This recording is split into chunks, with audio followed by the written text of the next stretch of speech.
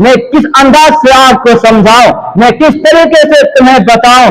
آج جہاں جائیے، جس جگہ بھی جائیے، جس سڑک کا جائزہ لیجیے، جس گاؤں اور معاشرے کا جائزہ لیجیے، کوئی ایک گناہ ایسا نہیں ہے جو آج کا مسلمان نہیں کرتا ہے۔ میں کیسے بتاؤں تمہیں کہ کون سا ایسا گناہ ہے کہ جس پر میں نہ بولوں، کون سی ایسی بیماری ہے جس کا میں حل نہ بتاؤں، کون سی وہ پریشانی ہے کہ جس پریشانی کا علاج میں تمہیں نہ بتا دوں۔ کوئی ایسا ہے کہ جس پر نہ بات بولی جائے۔ ہر ایک چیز ہمارے اندر موجود ہے، کوٹ کوٹ کر کے بھرا ہوا ہے۔ بے نمازی سب سے زیادہ آج ہم نظر آ رہے ہیں۔ کیا ہم نے نمازوں کا مذاق نہیں اڑایا؟ شیطان کو ہم نے خوش نہیں کیا؟ ارے شیطان ہمیشہ کے لیے مردود ہوا ہے۔ آخر شیطان کا جرم کیا تھا؟ شیطان کا قصور کیا تھا؟ شیطان نے وہ کون سا زنا کیا تھا؟ شیطان نے وہ کون سی شرابیں پی تھی؟ شیطان نے وہ کون سا جوا کھیلا تھا کہ جس کے بنا پر پروردگار عالم نے اسے جو جنت سے نکال دیا؟ وہ ایک سجدہ تھا جسے سجدے کا انکار کر کے ہمیشہ کے لیے مردود بن گیا۔ تمہیں شرم نہیں آتی ہے؟ تمہیں افسوس نہیں ہوتا ہے؟ تمہیں ملامت نہیں آتی ہے؟ تم بنی آدم کہلاتے ہو، تم امت محمدیہ کہلاتے ہو، لیکن ایک سجدے کا انکار کرتے ہو۔ آرام سے چائے پیتے ہو، آرام سے اخبار پڑھتے ہو، آرام سے سوشل میڈیا کا استعمال کرتے ہو، آرام سے لوگوں کے ساتھ مذاق اڑاتے ہو، اور آرام کے ساتھ مؤذن کے اذانوں کا جواب ہم نہیں دیتے ہیں۔ ابھی یہ سمجھتے ہیں حالات ہمارے لیے بہتر ہو جائے۔ الحمد للہ نحمده ونستعینه ونستغفره ونؤمن به ونتوکل علیہ ونعوذ باللہ من شرور انفسنا ومن سیئات اعمالنا من يهده الله فلا مضل له ومن يضلله فلا هادي له ونشهد أن لا إله إلا الله وحده لا شريك له ونشهد أن سيدنا وسندنا وحبيبنا ومولانا محمدا عبده ورسوله فأعوذ بالله من الشيطان الرجيم بسم الله الرحمن الرحيم وما خلقت الجن والإنس إلا ليعبدون صدق اللہ العظیم۔ اللہم صل علی محمد وعلی آل محمد کما صلیت علی ابراہیم وعلی آل ابراہیم انک حمید مجید۔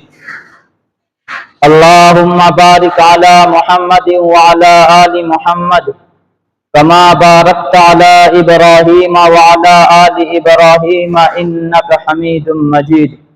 سامعین محترم، عزیز مکرم ساتھیوں، بزرگوں،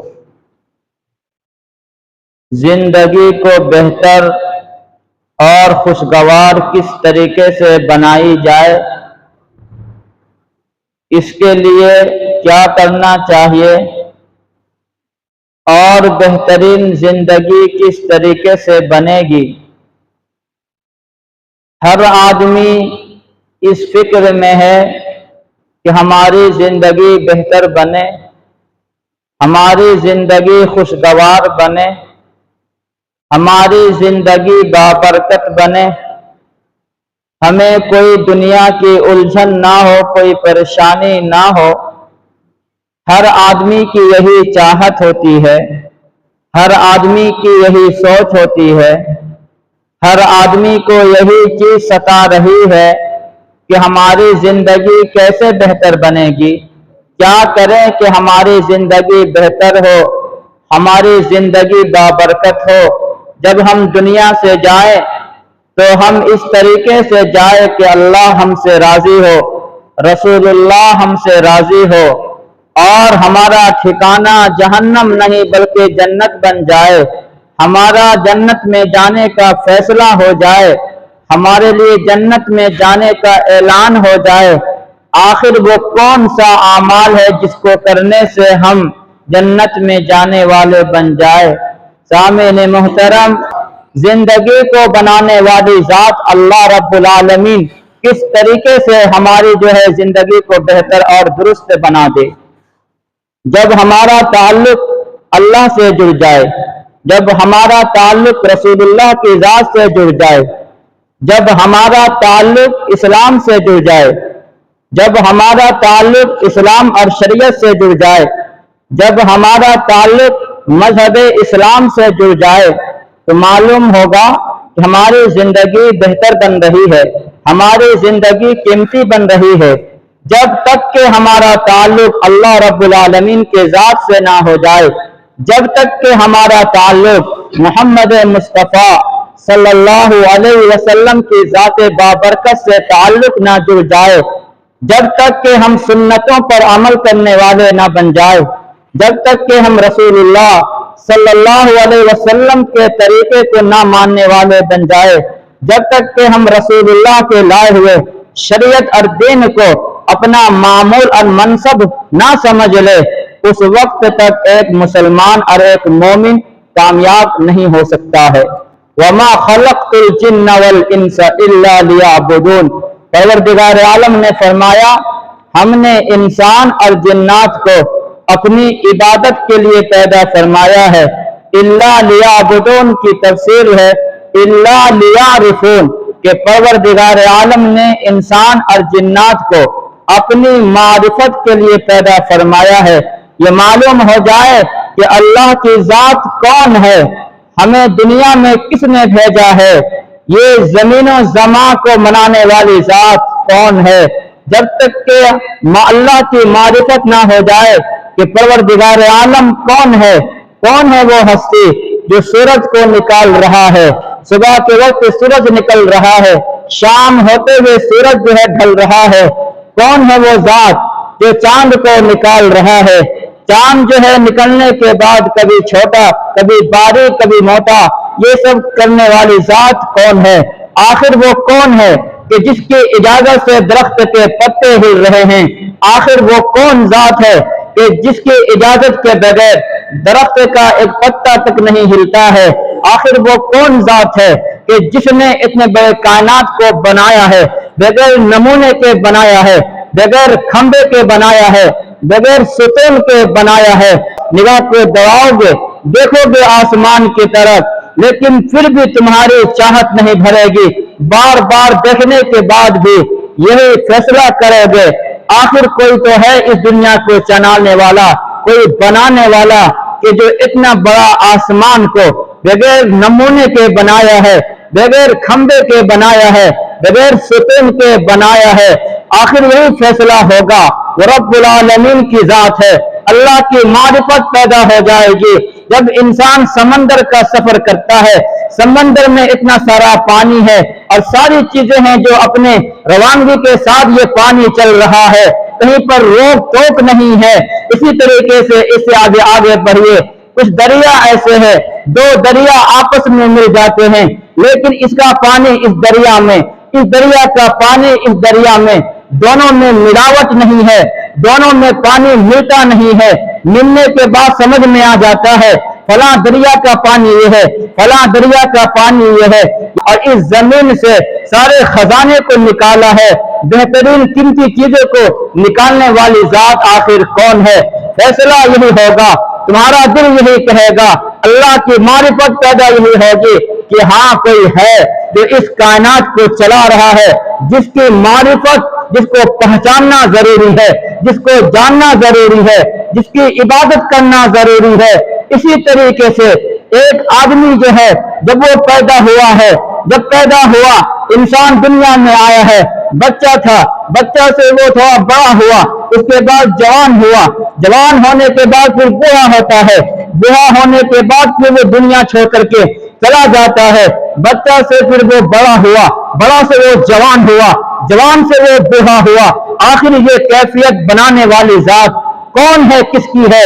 تمہارا دل یہی فیصلہ کرے گا کہ آخر کوئی ہے جو اس کائنات کو چلا رہا ہے، وہی رب العالمین ہے۔ وما خلقت الجن والانس الا لیعبدون، ہم نے انسان اور جنات کو محض اپنی عبادت کے لیے پیدا فرمایا ہے، تاکہ مجھے لوگ جان جائے کہ اللہ رب العالمین کی ذات کون ہے، کہ آخر اللہ رب العالمین کی ذات کون ہے۔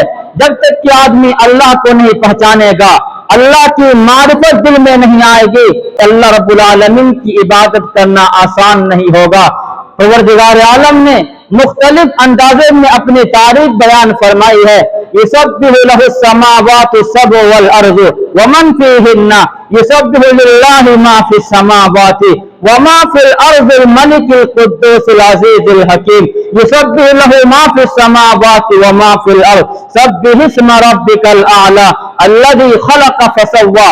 مختلف اسلوب کے ساتھ، مختلف انداز کے ساتھ، مختلف لب و لہجے کے ساتھ اللہ نے اپنی تعریف بیان فرمائی ہے کہ میں کون ہوں، میری ہستی کو جانو، آخر میں کون ہوں۔ جب تک کہ تم اللہ کو نہیں پہچانو گے، اللہ کی محبت تیرے دل میں نہیں آئے گی، اللہ سے اپنا تعلق نہیں جوڑو گے، تب تک کہ تم خدا کی عبادت نہیں کر سکتے ہو۔ جب پڑھنے والا اسکول میں پڑھتا ہے، جو نصاب تعلیم میں جو کتاب پڑھائی جاتی ہے، سب سے پہلے لکھنے والے مصنف کے حالات زندگی کو پڑھایا جاتا ہے۔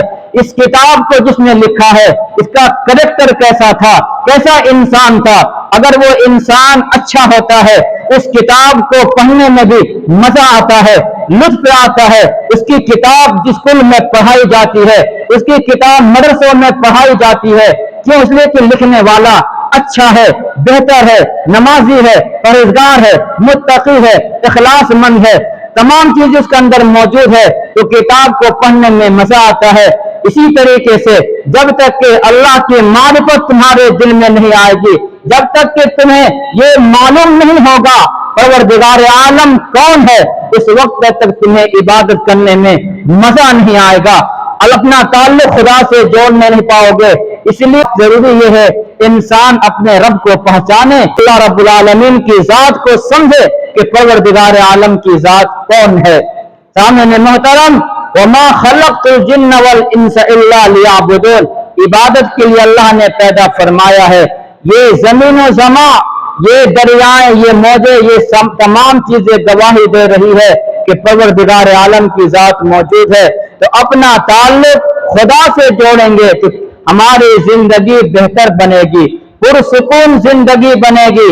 زندگی کو بہتر بنانے کے لیے ضروری ہے کہ زندگی کو بنانے والے کے ساتھ تعلق کو جوڑا جائے، یعنی اللہ رب العالمین سے اپنا تعلق کو جوڑا جائے، تب جا کر کے ہماری زندگی بہتر بنے گی، خوشگوار بنے گی۔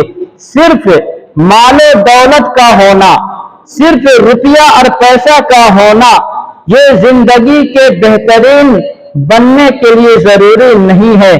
پیسے سے زندگی خوشگوار نہیں بن سکتی ہے، پیسے اور روپیے کے ذریعے سے زندگی بابرکت نہیں بن سکتی ہے، صرف دولت کے ذریعے سے سکون کو حاصل نہیں کیا جا سکتا ہے۔ اگر صرف پیسہ ہونا زندگی کو قیمتی اور بہترین بنانے میں مددگار ہوتے، صرف دولت ہونا زندگی کو بہتر بنانے کے لیے کافی ہوتی، تو جن کے پاس مال و دولت کی فراوانی ہے، جس کے پاس روپیے کی کوئی کمی نہیں ہے، لیکن آج پریشان وہ لوگ ہیں۔ کیوں؟ اس لیے کہ اگر روپیے کے ذریعے سے سکون ملتا، روپیے کے ذریعے سے اگر جو ہے چاہت اور دل کو سکون اور ٹھنڈک ملتا، تو یہ مالدار لوگ پریشان نہیں ہوتے، پریشان نظر نہیں آتے۔ لیکن ہر سال ڈاٹا بنتا ہے ملک ہندوستان میں اس سال کتنے لوگ مالدار ہیں، تمام کا لسٹ بنایا جاتا ہے، فہرست بنایا جاتا ہے کہ کتنے لوگ اس سال مالدار ہیں، کیا کیا نام ہے۔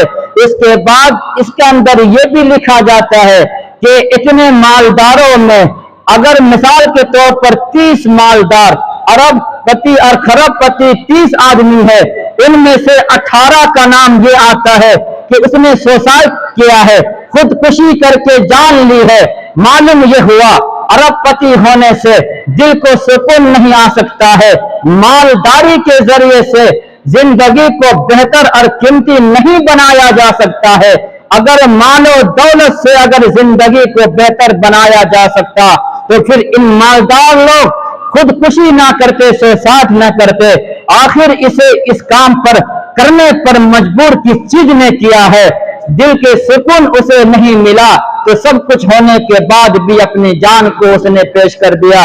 सामने मोहतरम, मुल्क हिंदुस्तान से ज्यादा सुसाइड और खुदकुशी दिगर ममालिक के अंदर पाए जाते हैं। आप जिस मुल्क का भी नाम ले लीजिए, मुल्क हिंदुस्तान से ज्यादा खुदकुशी पाए जाते हैं, सुसाइड पाए जाते हैं। आखिर क्यों? उसके पास जो है किस चीज की कमी है?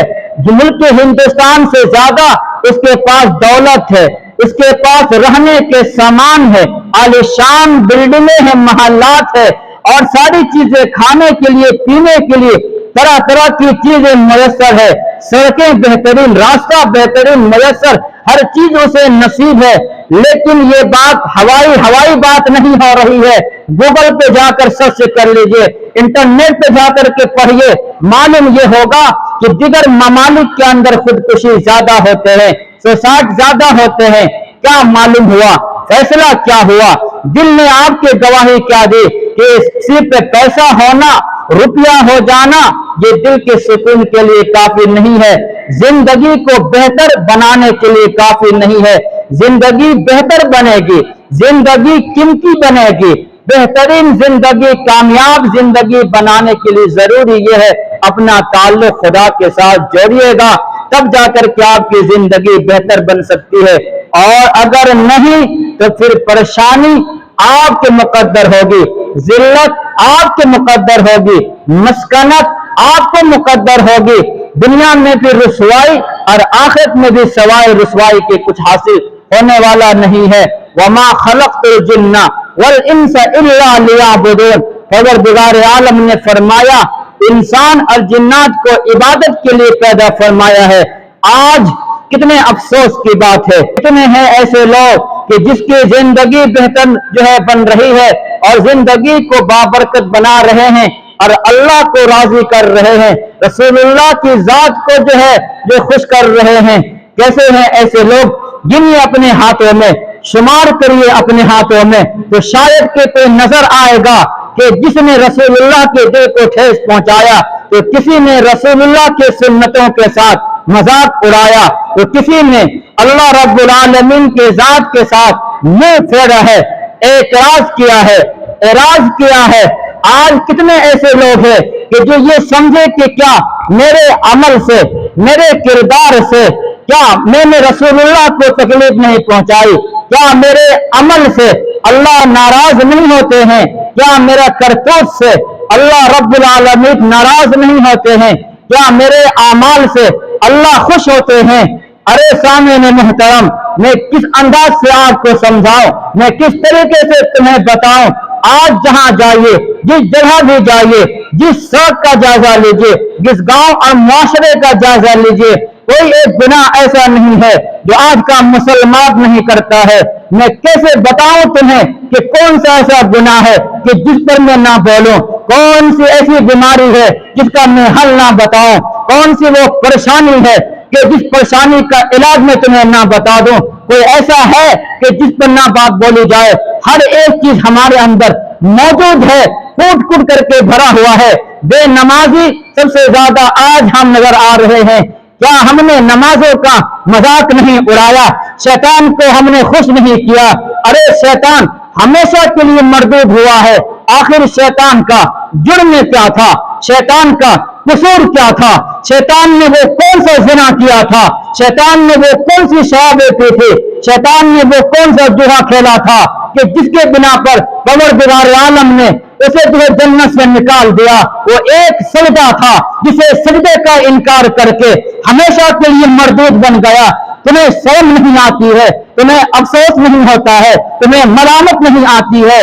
तुम बनी आदम कहलाते हो, तुम उम्मत मुहम्मदिया कहलाते हो, सजदे का इनकार करते हो, आराम से चाय पीते हो, आराम से अखबार पढ़ते हो, आराम से सोशल मीडिया का इस्तेमाल करते हो, आराम से लोगों के साथ मजाक उड़ाते हो और आराम के साथ मौजिन के अजानों का जवाब हम नहीं देते हैं। अभी ये समझते हैं हालात हमारे लिए बेहतर हो जाए।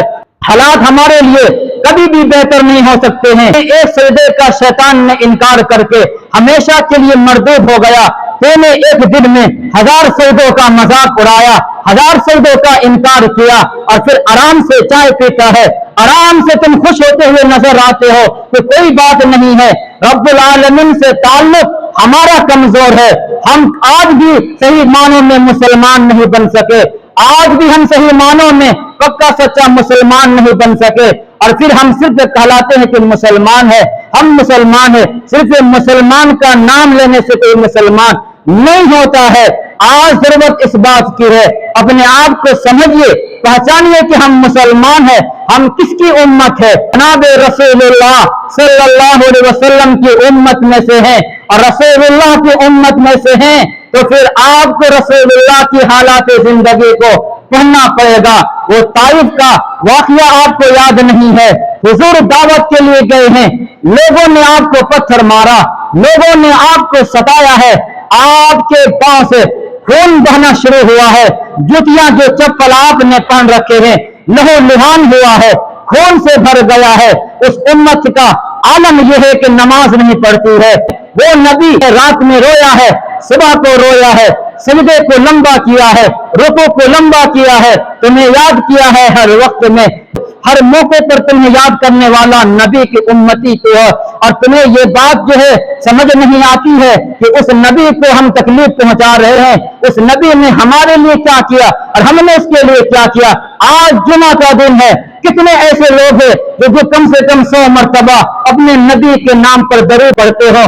क्या हुजूर ने नहीं फरमाया कि कल कयामत के दिन मुझसे ज्यादा करीब वो इंसान होगा जो मुझ पर कसरत के साथ दरूद पढ़ेगा। पूरा दिन तो हमने यही पार कर दिया, क्या आज भी एक जुमा का दिन भी तुम्हें तौफीक नहीं मिलती है? तुम्हें ये बात दिल में नहीं आती है कि कम से कम 100 मरतबा दरूद शरीफ पढ़ ले, हुजूर के सामने तोहफा भेज दे, हुजूर के लिए कुछ कर दे, जिस नबी ने हमारे लिए इतना कुछ किया है। सामने मोहतरम, कहां हम जा रहे हैं, खड़े कहां है?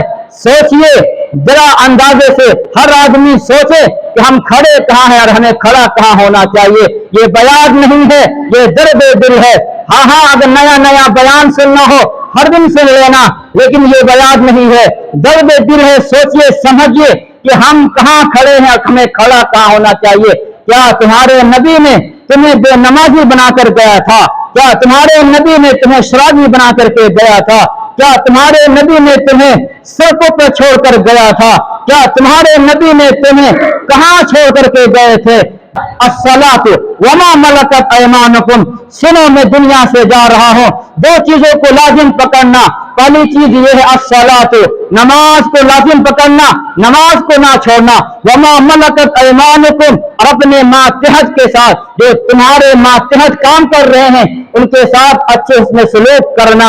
ये दो पैगाम देते देते हुजूर दुनिया से तशरीफ ले गए हैं, नमाज के लिए कहा गए हैं। लेकिन आज का मुसलमान, आज का नौजवान, आज के बूढ़े बुजुर्ग तो नमाज से कोई दिलचस्पी नहीं, नमाज को समझते हैं कि कोई मामूली चीज है, हल्की चीज है, जी में आए तो पढ़ लिया, जी में नहीं आया तो छोड़ दिया। जी हाँ, इसी तरीके से अगर चले तो फिर हम कामयाब यहां भी नहीं होंगे और आखिरत में भी हमारी कामयाबी नहीं होगी। हुजूर पाक सल्लल्लाहु अलैहि वसल्लम को देखिए, आप आखिरी उम्र में हैं, आप चल नहीं पा रहे हैं, दो सहाबा के जरिए से आप सहारा लगा करके मस्जिद नबवी तशरीफ ले जा रहे हैं, आपके पांव घसीट रहे हैं, लेकिन फिर भी आप जो है मस्जिद नबवी की तरफ तशरीफ ले जा रहे हैं। आखिर पैगाम किनको देना था? आखिर ये दर्स किनको देना था? आखिर ये समझाना किनको था कि इतने कुछ होने के बावजूद भी मैं नमाज को नहीं छोड़ रहा हूं? ये तालीम उम्मत को देना था। और आज ये उम्मत अल्लाह को नाराज करके, रसूलुल्लाह की जात को नाराज करके चाहते हैं कि हमारी जिंदगी बेहतर बन जाए, हमारी जिंदगी खुशगवार बन जाए, जिंदगी को बेहतर बनाना चाहते हैं और जिंदगी को चाहते हैं कि हम जब दुनिया से जाए तो हमारा जन्नत में हमारा ठिकाना हो। तो फिर आपको सबसे पहले अपना ताल्लुक अल्लाह की जात से जोड़ना पड़ेगा, अपना ताल्लुक रसूलुल्लाह की जात से जोड़ना पड़ेगा। और नंबर 2 ये है, हम दुनिया में जिस मकसद के लिए आए हैं उस मकसद को समझना पड़ेगा कि हम दुनिया में क्यों आए हैं। جی ہاں ہم دنیا میں آئے ہیں عبادت کرنے کے لیے. اور تیسری بات یہ ہے لوگوں کے دکھ اور درد میں شامل ہونے والے بن جائیں گے تب جا کر کے ہماری زندگی بہتر بن سکتی ہے. اور اگر زندگی کو بہتر بنانا چاہے تو یہ چند ایک چیزوں کو آپ کو اپنانا ہوگا. پہلی چیز میں نے کہا اللہ کی ذات کے ساتھ اپنا تعلق جوڑیے, رسول اللہ کی سنتوں کا اہتمام کیجیے. نمبر 3 یہ ہے کہ دکھ درد میں شریک ہونا چاہیے, اخلاق کا کردار کا مظاہرہ کرے تب آپ کی زندگی بہتر بن سکتی ہے, آپ کی زندگی کامیاب بن سکتی ہے. صرف مال و دولت ہو لینا یہ زندگی کو بہتر بنانے کے لیے کافی نہیں ہے. مال و دولت جس کے پاس ہے ہم سمجھتے ہیں کہ اس کی زندگی بہتر ہے, اس کی زندگی بہتر نہیں ہے. اصلی اور حقیقی زندگی بہتر اسی کی ہے جو اللہ رب العالمین کے طریقے کو اور رسول اللہ کے سنت کو لے کر کے چلتے ہیں. اصلی زندگی میں کامیاب وہی لوگ ہیں, باقی سب ناکام ہے. اگرچہ دنیا یہ سمجھے کہ مال و دولت والے کامیاب ہے, مال و دولت والے کبھی بھی کامیاب نہیں ہو سکتے ہیں. میں نے مثال دیا ہم سے زیادہ مالدار دوسرے کنٹری کے لوگ ہیں, ہر چیز میسر ہے لیکن خودکشی سوسائٹ وہاں زیادہ ہوتے ہیں. آخر وجہ کیا ہے؟ آخر وجہ یہی ہے کہ پیسہ ہو لینا انسان کی زندگی کو کامیاب نہیں بنایا جا سکتا ہے. اس لیے سامعین محترم آپ اگر چاہتے ہیں ہماری زندگی بہتر بنے, نمازوں کا اہتمام ہو, نمازوں کا اہتمام ہو, نمازوں کا اہتمام ہو. اسی طریقے سے اگر لاپرواہی رہے اور اسی طریقے سے اگر ہم جو ہے اپنے دین کے ساتھ شریعت کے ساتھ نمازوں کے ساتھ اذانوں کے ساتھ مذاق کرتے رہے تو وہ دن دور نہیں ہے. پھر ہمارے نمازوں پر پابندی لگ جائے, ہمارے بیانات پر پابندی لگ جائے, ہمارے اذانوں پر پابندی لگایا جائے, اس وقت پھر سوائے افسوس کے ملامت کے کچھ بھی حاصل ہونے والا نہیں ہے. کیا آپ کو لاک ڈاؤن کا زمانہ یاد نہیں ہے؟ بھول گئے چند دن میں کہ جب لوگ مسجد سے بھگایا جا رہا ہے لیکن مسجد میں گھس رہے ہیں زبردستی. اس وقت جب دروازہ بند تھا تو آنے کے لیے تیار ہوتے تھے. آج جب مسجدیں کھلی ہوئی ہے تمہارے اندر غیرت ختم ہو گئی ہے. اذان ہوتے ہوئے 1 گھنٹہ گزر گیا ہے لیکن تمہارے پاؤں میں جو ہے دم نہیں ہے, تمہارے سرے میں جوں تک نہیں رینگتا ہے کہ 1 گھنٹہ ہو چکا ہے, مسجد جانا چاہیے, اذان ہو گئی ہے, اذان کا جواب دینا چاہیے اور جا کر کے جو باتیں ہیں اس کو سن کر کے زندگی میں جو اتارنے کی کوشش کرے. کیا یہ سب چیزیں نہیں سمجھ میں آتی ہے؟ بس صرف یہ ہے 5 منٹ پہلے آنا ہے اور آ کر کے جو رسمن جو ہے 2 رکعت 4 رکعت پڑھ کر کے پھر امام کے سلام پھیرنے کے بعد والی 4 رکعت سنت کو نہیں پڑھنا, پھر بھاگ جانا ہے. اور ہم نے سمجھ یہ لیا کہ خدا پر ہم نے احسان کر دیا. تو نے خدا پر احسان نہیں کیا ہے. ابھی تندرست ہو, صحیح ہو, ٹھیک ہے, ورنہ تمہاری زبان چھین لی گئی, تمہیں جو کمزور بنا دیا گیا, مریض ہو گئے, ایک سجدہ کے لیے ترسو گے, سبحان اللہ کہنے کے لیے ترسو گے. چاہو گے کہ ایک آج کے میں بھی نماز پڑھتا لیکن تمہارے آگا چھوڑ دیں گے, کسی قابل نہیں رہو گے. اس لیے وقت کو غنیمت سمجھیے.